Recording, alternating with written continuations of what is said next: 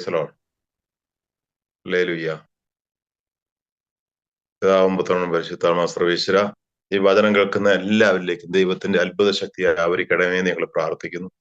വെളിപാടിന്റെ പുസ്തകം 1-ാം അധ്യായം അതിന്റെ 3-ാം തിരുവചനം. ഈ പ്രവചനത്തിലെ വാക്കുകൾ വായിക്കുന്നവരും കേൾക്കുന്നവരും ഇതിൽ എഴുതപ്പെട്ടിരിക്കുന്ന പാലിക്കുന്നവരും അനുഗ്രഹീതർ എന്നരുളി ചെയ്ത ആ വചനത്തിന്റെ നാമത്തിൽ കേൾക്കുന്ന എല്ലാവരെയും അനുഗ്രഹിക്കണമെന്ന് പ്രാർത്ഥിക്കുന്നു. പിതാവിന്റെയും പുത്രന്റെയും പരിശുദ്ധാത്മാവിന്റെ നാമത്തിൽ ആമേൻ. കേൾക്കാമോ? കേൾക്കാമെങ്കിൽ എല്ലാവരും ഹല്ലേലൂയ പറഞ്ഞേ. ഓക്കെ. ഇന്ന് നമ്മള് ചിന്തിക്കുന്ന പ്രധാനപ്പെട്ട വിഷയം ഗുരുവിനെ ഒറ്റിക്കൊടുത്ത ശിഷ്യന്റെ കഥയാണ്. മത്തായിയുടെ സുവിശേഷം 26-ാം അധ്യായം 49 തിരുവചനങ്ങളാണ് പറയുന്നത്. അവൻ യേശുവിന്റെ അടുക്കൽ ചെന്ന് ഈശോയെ ഗുരുവെ സ്വസ്തി എന്ന് പറഞ്ഞ് ചുംബിച്ചു. അത് ഒരു സിഗ്നൽ ആയിരുന്നു. അങ്ങനെ യേശുവിനെ ഒറ്റിക്കൊടുത്ത ഒരു ശിഷ്യന്റെ കഥയാണ് നമ്മൾ ഇന്ന് കൂടുതൽ ധ്യാനിക്കാനും ഒക്കെ പോകുന്ന ഒരു കാര്യം.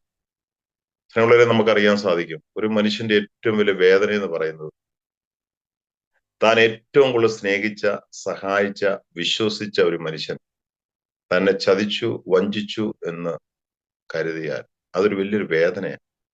അത് ക്ഷമിക്കാൻ പറ്റാത്ത ഒരു ദുഃഖമായിട്ട് ഇങ്ങനെ മനസ്സിൽ കിടക്കും.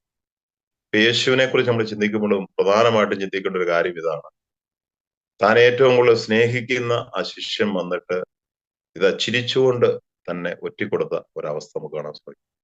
ഇതുപോലെ ബൈബിളിലേക്ക് നമുക്ക് ചുറ്റും തിരിഞ്ഞു നോക്കിക്കഴിഞ്ഞാൽ ഒത്തിരി പേരെ സംഭവം കാണുവാൻ സാധിക്കും. ന്യായാധിപന്റെ പുസ്തകം 16-ാം അധ്യായം വായിക്കുമ്പോൾ നമുക്കറിയാം, സാംസൺ ദൈവം തെരഞ്ഞെടുത്ത ആരോഗ്യ ദൃഢഗാത്രനായ ഒരു മനുഷ്യനാണ് സാംസൺ. സാംസനെ ദലീല ചതിക്കുന്നതായിട്ട് കാണാൻ സാധിക്കും.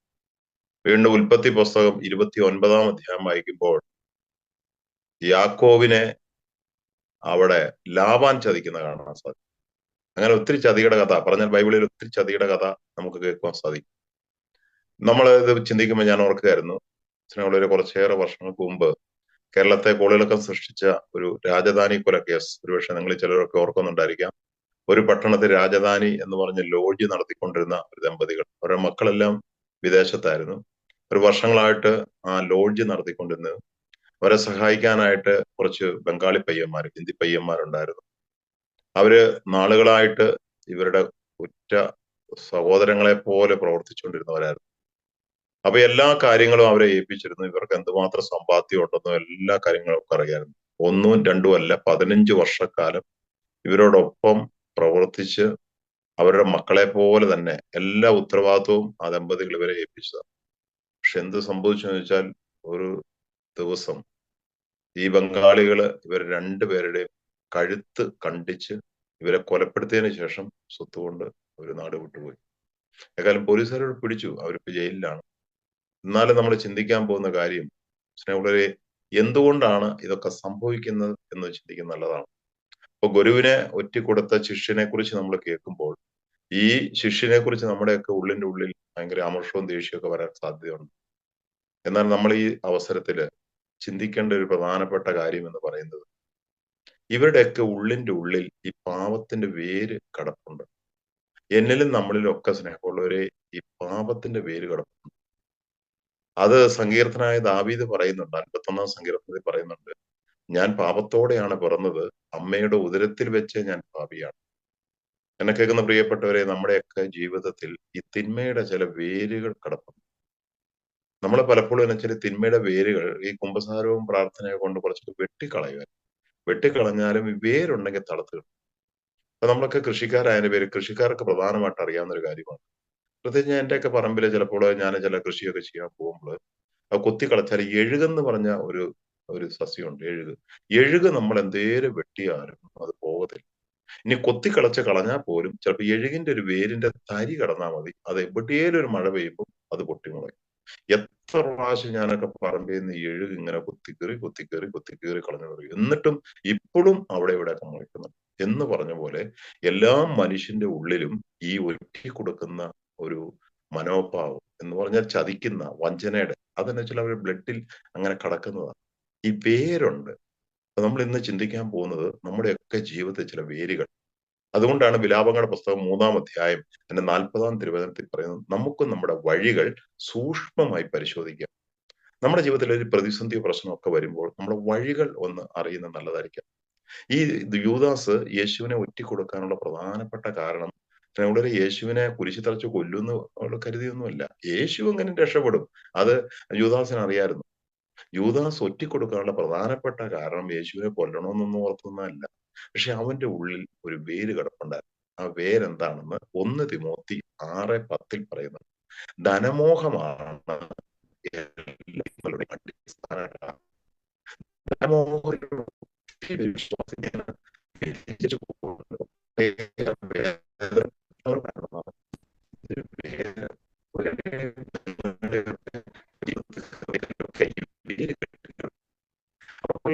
വേരായിരുന്നു. ആ വേരിങ്ങനെയായിരുന്നു. ചിലപ്പോഴൊക്കെ ഞാൻ ചിന്തിച്ചിട്ടുണ്ട് സ്നേഹമുള്ളവരെ, ചിലപ്പോ ഈ ലക്ഷങ്ങൾ സമ്പാദ്യം മേടിക്കുന്നവരും 500 രൂപയ്ക്ക് 100 രൂപയ്ക്കൊക്കെ കൈക്കൂലി വാങ്ങിയിട്ട് പോലീസുകാർ പിടിച്ചിട്ട് അവരെ കൊണ്ടുപോകുന്ന കാഴ്ചകൾ കാണുമ്പോൾ സങ്കടം തോന്നിയിട്ടുണ്ട്. അതുപോലെ ചില രാഷ്ട്രീയ നേതാക്കളൊക്കെ ഓർക്കുകയായിരുന്നു, എന്തേലും പ്രായമായാലും അവർക്ക് ഇങ്ങനെ പിന്നെയും പിന്നെയും കിട്ടണം കിട്ടണം എന്നുള്ള അത് ഭയങ്കര അതൊരു വേരായിട്ട് ഉള്ളിൽ കിടന്നാൽ നമുക്ക് ഒരിക്കലും തൃപ്തി വരത്തില്ല. അതുകൊണ്ടാണ് 1 തിമോത്തി 6:6 പറയുന്നുണ്ട്, ഉള്ളത് കൊണ്ട് തൃപ്തിപ്പെടുന്നവന് ദൈവഭക്തി വലിയൊരു നേട്ടമാണ്. എന്നെ കേൾക്കുന്ന സഹോദരങ്ങളെ, നമുക്കൊന്ന് ചിന്തിക്കേണ്ട ഏറ്റവും വലിയ കാര്യമാണ് ഈ ധനമോഹം എന്ന് പറഞ്ഞ ഒരു ഒരു സത്യമായൊരു സത്യം ഉണ്ടായാൽ. കാരണം ഇതെപ്പോഴും എത്ര കിട്ടിയാലും പോരാ പോരാ പോരാ നമ്മൾ ഓർത്തിരിക്കുക. കഴിഞ്ഞ ദിവസം ഒരു ഡോക്ടറെ വിജിലൻസ് അദ്ദേഹത്തിന് അറസ്റ്റ് ചെയ്തപ്പോഴത്തേനും അദ്ദേഹത്തിന്റെ കട്ടിലിന്റെ അടിയിലും ബെഡിന്റെ അടിയിലും ഒക്കെ ഈ കുറെ 10 രൂപയോ 50 രൂപയോ 100 രൂപയുടെ ഒക്കെ ചെറിയ ചെറിയ കെട്ടുകൾ വെച്ചുകൊണ്ടിരിക്കുകയാണ്. അതിന്റെ മുകളിൽ ആ മനുഷ്യൻ കടന്നുകൊണ്ടിരുന്നത്. ലക്ഷങ്ങൾ സമ്പാദ്യമുള്ള മനുഷ്യനാണെന്ന് ആലോചിക്കണം. എന്നാലും അദ്ദേഹത്തിന് അതിന് മാറാൻ പറ്റാത്തതിന് മെയിൻ കാരണം മറ്റൊന്നുമല്ല, ഈ വേരാണ്. അതുകൊണ്ടാണ് നമുക്ക് നമ്മുടെ വഴികൾ സൂക്ഷ്മമായി ഒന്ന് പരിശോധിക്കാം. ഇനി ചിലർക്ക് ചില വേരുകൾ എന്ന് പറയുന്നത് അത് മറ്റൊന്നുമല്ല, അത് മത്തായിയുടെ സുവിശേഷം കോപത്തിന്റെ ചില വേര്.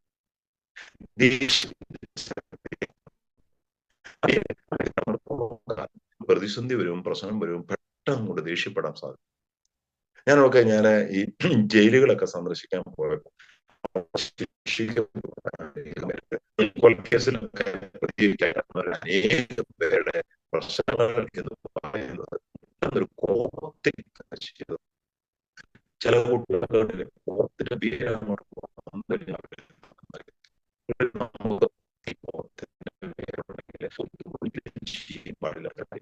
ഒന്ന്, ഈ കോപം വരുമ്പോഴാണ് മനുഷ്യൻ ഉറക്കം സംസാരിക്കുന്നത്. നമുക്ക് സ്നേഹം ഉണ്ടെങ്കിൽ പതുക്കെ സംസാരിച്ചാലെങ്കിലും, കാരണം ഹൃദയങ്ങൾ അടുത്തായിരിക്കും.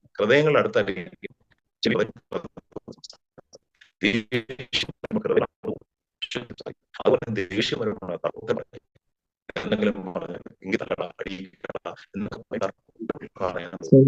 വലിയുന്നുണ്ട്.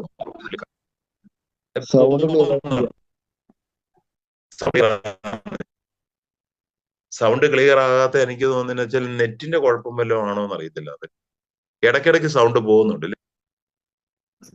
ഇപ്പൊ കേക്കാവോ?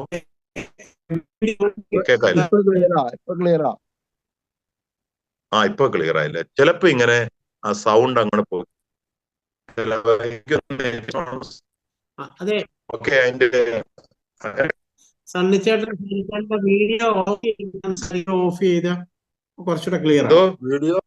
വീഡിയോ ഓഫ് ചെയ്തേ, എന്നിട്ട് സംസാരിച്ചേ. ഇനി കേക്കാവോ? ഇപ്പൊ കേക്കാം.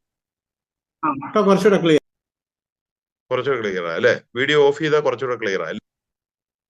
ഇപ്പൊ വീഡിയോ ഓഫ് അല്ലേ? അതെ, വീഡിയോ ഓഫാ. ഇനി സംസാരിച്ചോ.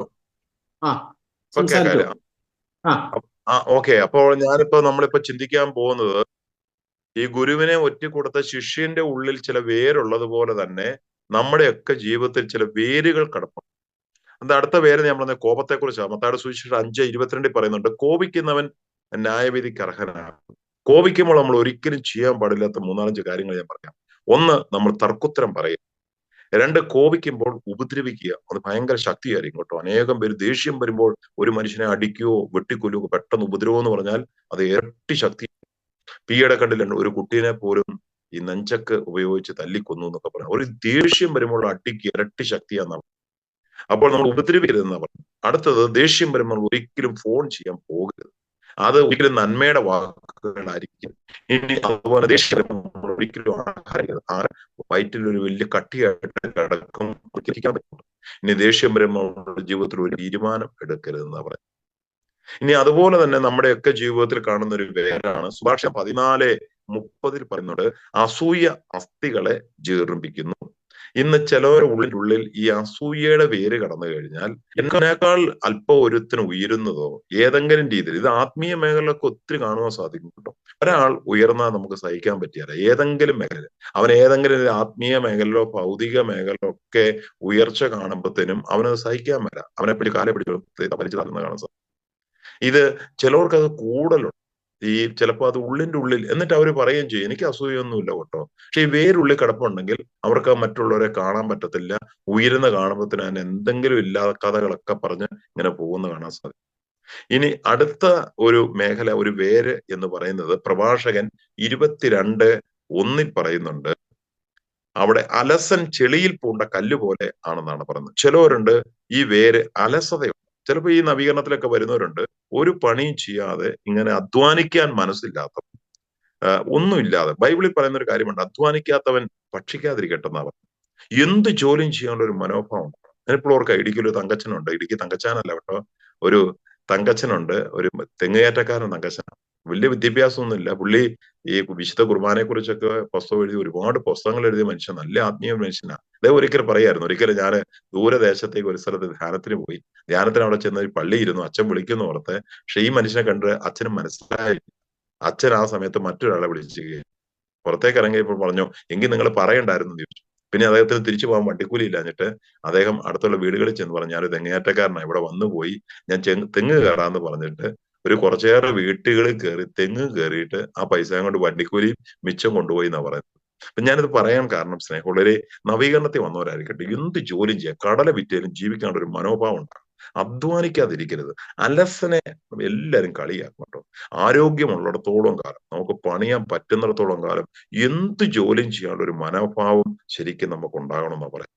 അടുത്ത വേറെ പ്രഭാഷകൻ 23:6 പറയുന്നുണ്ട്, അമിതമായ ആഹാരപ്രിയം നമ്മളെ കൊതി, ഇത് നമ്മുടെ ജീവിതത്തിൽ ഒരു വേരായിട്ട് കടന്നു കഴിഞ്ഞാൽ നമുക്ക്, പ്രത്യേകിച്ച് മദ്യപിക്കുന്നവരെയൊക്കെ കാണാൻ നമുക്ക് സാധിക്കും. ഞാനിപ്പോൾ ഓർക്കുക, 20 വർഷം വരെ മദ്യപിക്കാതിരുന്ന ഒരു മനുഷ്യൻ, അവന്റെ ഈ വേര് കടന്നതിന്റെ പേര് അതിനുശേഷം മദ്യപിച്ച് നവീകരണത്തിൽ വന്നയാണ്. 20 വർഷം അദ്ദേഹം മദ്യപിക്കാതിരുന്നു. അതിനുശേഷം അദ്ദേഹം ഭയങ്കര മദ്യപാനിയായി തീർന്നു. അത് കാരണം അദ്ദേഹത്തിന്റെ ഉള്ളിൽ ആ വേര് പോയില്ല എന്നുള്ളത്. അതുപോലെ ചിലർക്ക് ഉപവാസം എടുക്കുമ്പോഴത്തേന് ഞാൻ പറയും, വളരെ ബുദ്ധിമുട്ടാണ്, ഞാൻ ഇന്ന് ഉപവാസം കേട്ടോ എങ്ങനെയാന്നൊക്കെ പറയും. അതിനൊരു കൃപ വേണം കേട്ടോ. കൃപയില്ലാത്തവന് ഉപവാസം എടുത്താൽ ഞാൻ പറയാം എന്റെ പേര് പട്ടിണി എന്നാണ്. പട്ടിണി കിടക്കുന്നതിന് തുല്യമാണ്. അപ്പൊ അതൊരു കൃപയാണ് കേട്ടോ. നമുക്കറിയാൻ സാധിക്കും, പശുവിന്, നമ്മുടെ വീട്ടിലൊക്കെ പശുവുണ്ട്. ഈ പശുവിന് പുല്ല് കൊടുക്കാനില്ല, ഇനി പശുവിന് കുറച്ച് ഇറച്ചി വേവിച്ച് കൊടുത്താൽ എത്ര പട്ടിണിയാണേലും ആ പശു ഇറച്ചി തിന്നത്തില്ല. അതിന് കാരണം അത് തിന്നാൻ പറ്റത്തില്ല. അങ്ങനെയാണ് അതിന്റെ ജീവിതം ക്രമീകരിച്ചത് എന്ന് പറഞ്ഞ പോലെ നമ്മുടെ ജീവിതത്തിലൊക്കെ ഇങ്ങനത്തെ ചില കൊതികൾ നമ്മുടെ ഉള്ളിൽ കിടന്നാൽ അത് ഭക്ഷണത്തിനോടായിരിക്കാം, മദ്യത്തിനോടായിരിക്കാം, മറ്റെന്തെങ്കിലും സാധനങ്ങളോടായിരിക്കാം.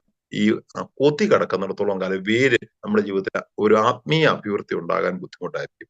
ഇനി അടുത്തൊരു വേരെന്ന് പറയുന്നത് പ്രഭാഷകൻ 10:12 പറയുന്നു, അഹങ്കാരം ഉള്ളവൻ അഹങ്കാരം തുടങ്ങുമ്പോഴേ കർത്താവിൽ നിന്ന് അകലുന്നു എന്നാണ് പറയുന്നത്. മാലാഹയിൽ നിന്ന് പിശാചിലേക്കുള്ള അകലം എന്ന് പറയുന്നത് ഈ അഹങ്കാരമാണ്. അതിനെക്കുറിച്ച് യെശയ്യാ 14:13 പറയുന്നുണ്ട്, ലൂസിഫറിന്റെ വീഴ്ച എങ്ങനെയുണ്ട്. അപ്പോൾ നമ്മുടെ ജീവിതത്തിൽ ഞാനെന്നൊരു ഭാവം തുടങ്ങുമ്പോഴേ അത് ഓട്ടോമാറ്റിക് ആയിട്ട് ഈ വേരുള്ളിൽ കിടക്കുമ്പോൾ ചിലപ്പോൾ സംസാരത്തിലും പെരുമാറ്റത്തിലും മറ്റുള്ളവരുമായിട്ടുള്ള ഇടപഴകുമ്പോഴൊക്കെ ഈ അഹങ്കാരം വന്നു കഴിയുമ്പോഴത്തേനും മെല്ലെ മെല്ലെ അകന്നു പോകുന്ന കാണാൻ സാധിക്കും. അതുപോലെ തന്നെ അടുത്തൊരു വേര് എന്ന് പറയുന്നത് യാക്കോബ് 1:15 പറയുന്നത്, ദുർമോഹം ഗർഭം ധരിച്ച് പാപത്തെ പ്രസവിക്കുന്നു. ഇതും ഒരു വേരാണ്. ഏതെങ്കിലുമൊക്കെ നമ്മൾ എവിടെയേലും പോകുമ്പോൾ ചില വേരുകൾ, ഈ ദുർമോഹം നമ്മുടെ ഉള്ളിൽ കിടന്നാൽ അത് മെല്ലെ മെല്ലെ മെല്ലെ പച്ച പിടിച്ച് അത് ഗർഭം ധരിച്ച് അത് പാപത്തെ പ്രസവിക്കുന്നു. അപ്പോൾ നമ്മൾ ചെയ്യേണ്ട ഏറ്റവും വലിയ കാര്യം, സ്നേഹമുള്ളവരെ, ഇനിയും പല പല വേരുകളുണ്ട് കേട്ടോ. നമുക്ക് ചിന്തിച്ചു കഴിഞ്ഞാൽ, പ്രാർത്ഥിച്ചു കഴിഞ്ഞാൽ അറിയാം, ഇത്രയും കാലമായിട്ടും നമ്മുടെ ഉള്ളിൽ നിന്ന് പോകാത്ത ചില വേരുകൾ, അത് പാപത്തിന്റെ ചില വേരുകളായിരിക്കും. ഈ വേരുള്ളിടത്തോളം കാലം അതിനൊക്കെ അവസരം വരുമ്പം അത് മെല്ലെ പത്തി ഉണർത്തും. അത് എത്ര കാലഘട്ടം കഴിഞ്ഞു.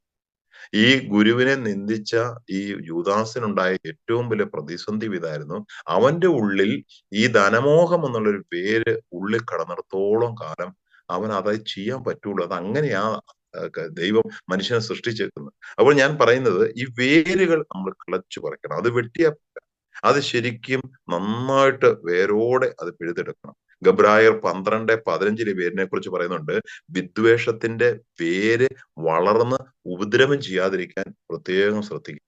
അതിനുള്ളൊരു കുറച്ചു കാലം മുമ്പ് തിരുവല്ലായി വെച്ച ഒരു മോന്, ആ മോൻ അപ്പനെ വെട്ടിഞ്ഞുറുക്കി കഷ്ണമായിട്ട് വെട്ടിഞ്ഞുറുക്കി പെട്രോൾ ഒഴിച്ച് കത്തിച്ചു. അതിനുശേഷം പോലീസുകാർ ചോദിച്ചപ്പോൾ പറഞ്ഞു, എനിക്ക് ഒരു വിഷമവും ഇല്ലെന്ന് പറഞ്ഞു. സ്വന്തം അപ്പനെ വെട്ടിക്കൊന്നിട്ട് എനിക്ക് ഒരു വിഷമവും ഇല്ല. ചോദിച്ചു വന്നു പറയാ, ഞങ്ങളുടെ വീട്ടിൽ 4 മക്കളുണ്ടായിരുന്നു. എന്നോട് അപ്പന് ഭയങ്കര ദേഷ്യമായിരുന്നു. എനിക്കൊന്നും തരികയില്ലായിരുന്നു. എപ്പോഴും എന്നെ കുറ്റപ്പെടുത്തലും കളിയാക്കലും. അവരെയൊക്കെ പഠിപ്പിച്ചപ്പോഴും എന്നെ പഠിപ്പിച്ചില്ല. അന്ന് ഞാൻ കുഞ്ഞായിരുന്നു. അന്നേരം ഒന്നും ഞാൻ പുറത്ത് പ്രകടിപ്പിച്ചില്ല. അത് മനസ്സിൽ വെച്ചുകൊണ്ടിരുന്നു. അങ്ങനെ വർഷങ്ങൾക്ക് ശേഷം അവന്റെ വേര്, ഉള്ളിൽ കിടന്ന വേര് അവസരം വന്നപ്പോ പുറത്തേക്ക്. അപ്പോൾ ഇതെല്ലാം കൂടെ കൂട്ടി അപ്പനാണെന്ന് പോലും ചിന്തിക്കാതെ വെട്ടിഞ്ഞുറുക്കി പെട്രോൾ ഒഴിച്ച് കത്തിച്ചു. അതുകൊണ്ടാണ് ഗബ്രായർ 12:15 പറയുന്നത്, വിദ്വേഷത്തിന്റെ വേര് വളർന്ന് വളർന്ന് ഉപദ്രവം ചെയ്യാതിരിക്കാൻ സൂക്ഷിക്കുവിൻ. വീണ്ടും റോമ 11:16 പറയുന്നുണ്ട്, വേര് പരിശുദ്ധമെങ്കിൽ ശാഖകളും അങ്ങനെ തന്നെ. വേര് പരിശുദ്ധമെങ്കിൽ ശാഖകളും അങ്ങനെ തന്നെ. നമ്മുടെയൊക്കെ മക്കളുടെ കാര്യം ചിന്തിച്ചു, അവരുടെയൊക്കെ തലമുറകളെ ചിന്തിച്ചു. നമ്മുടെ തലമുറകളിലെ വേരുകൾ അത് പരിശുദ്ധമാണെങ്കിൽ എത്ര കാലഘട്ടം കഴിഞ്ഞാലും മക്കളിലൂടെയും കൊച്ചുമക്കളിലൂടെ ഈ നന്മകൾ പ്രസരിക്കാൻ കഴിയും. എങ്കിൽ അടിത്തറ ഇളകി തകർന്നു പോകും. സ്നേഹമുള്ളവരെ, ഇന്ന് നമ്മൾ ചിന്തിക്കുകയും പ്രാർത്ഥിക്കുകയും ധ്യാനിക്കുകയും ചെയ്യേണ്ട പ്രധാനപ്പെട്ട ഒരു കാര്യമാണ് ഗുരുവിനെ ഒറ്റിക്കൊടുത്ത ശിഷ്യന്റെ ഉള്ളിൽ കിടന്ന ആ വേര് മുഖാന്തരം തന്നെയാണ്. അല്ലാതെ ഈ ഗുരുവിനെ അവൻ ചതിക്കണമെന്നോ യഥാർത്ഥത്തിൽ ഈ ഗുരുവിനെ കൊല്ലണമെന്നുള്ള ചിന്തയൊന്നും അല്ലായിരുന്നു. അവന്റെ വേര്, അങ്ങനെ വേരുകൾ ഏതെങ്കിലും രീതിയിൽ വേരുകൾ നമ്മളിൽ ഉള്ളിലുണ്ടെങ്കിൽ അത് ശരിക്കും വെട്ടിക്കളയല്ല, ശരിക്കും കിളച്ച് പറിച്ച് അവിടെ 1 യോഹന്നാൻ 1:7 യേശുവിന്റെ രക്തം തളിച്ച് വിശുദ്ധീകരിച്ച് മുന്നോട്ട് പോയെങ്കിൽ മാത്രമേ പോവുള്ളൂ. അത് പടിപടിയായിട്ട് ചെയ്യേണ്ട ഒരു കാര്യം. അതുകൊണ്ട് സ്നേഹമുള്ളവരെ, ഇന്നത്തെ ദിവസം നമ്മൾ ശരിക്കും ചിന്തിക്കുകയും പ്രാർത്ഥിക്കുകയും ധ്യാനിക്കുകയും ഒക്കെ ചെയ്യേണ്ട ഒരു കാര്യമാണ്. നമുക്ക് നമ്മുടെ വഴികൾ സൂക്ഷ്മമായി പരിശോധിക്കാൻ പറ്റും. അറിഞ്ഞും അറിയാതെ എനിക്കും നിങ്ങളിലൊക്കെ ചില വേരുകൾ കിടപ്പുണ്ട്. ഈ വേരുകൾ സാഹചര്യം വരുമ്പോൾ അനുകൂലമാകും പെട്ടെന്ന് പ്രതികരിക്കും കേട്ടോ. അപ്പോൾ നമ്മൾ ഇത്ര വർഷമായിട്ട് ആത്മീയതയിൽ നടന്ന വ്യക്തിയാന്ന് പറഞ്ഞിട്ട് ഒരു കാര്യമല്ല. ഞാൻ ഒരുപാട് വചനം പറഞ്ഞിട്ടുണ്ടെങ്കിൽ, ഒരുപാട് കൗൺസിലിംഗ് ചെയ്തിട്ടുണ്ടെങ്കിൽ, മണിക്കൂറുകൾ പ്രാർത്ഥിച്ചിട്ടുണ്ട്, ഒരുപാട് ജപമാല ചൊല്ലിയിട്ടുണ്ട് എന്ന് പറഞ്ഞാലും നമ്മുടെ മനസ്സിനെ ഇളക്കുന്ന തകർക്കുന്ന ഒരു വാക്ക് കേൾക്കുമ്പോൾ നമ്മൾ പെട്ടെന്ന് കൊണ്ട് പ്രതികരിക്കും, അല്ലെങ്കിൽ എട്ടുത്തിയടി കൊണ്ട് ചെയ്യും. തിഹാർ ജയിലിൽ എത്ര സുവിശേഷകർ കിടപ്പുണ്ടെന്നറിയാം. അവർക്കൊന്നും വചനം അറിയത്തില്ലാഞ്ഞിട്ടല്ല. അതിനുള്ളവർ എത്രയോ പേരെ പോലീസുകാരെ പിടിക്കുന്നുണ്ടെന്നറിയാം. എത്രയോ പേര് ജയിലുകളിലും കോടതിയിലൊക്കെ പോകാനുള്ള കാരണം എന്താണെന്നറിയാം? അവരുടെ ഉള്ളിലെ വേര് പോയി. ഇന്ന് നമുക്ക് പ്രത്യേകം ധ്യാനിക്കണം, നമുക്ക് പ്രാർത്ഥിക്കാം.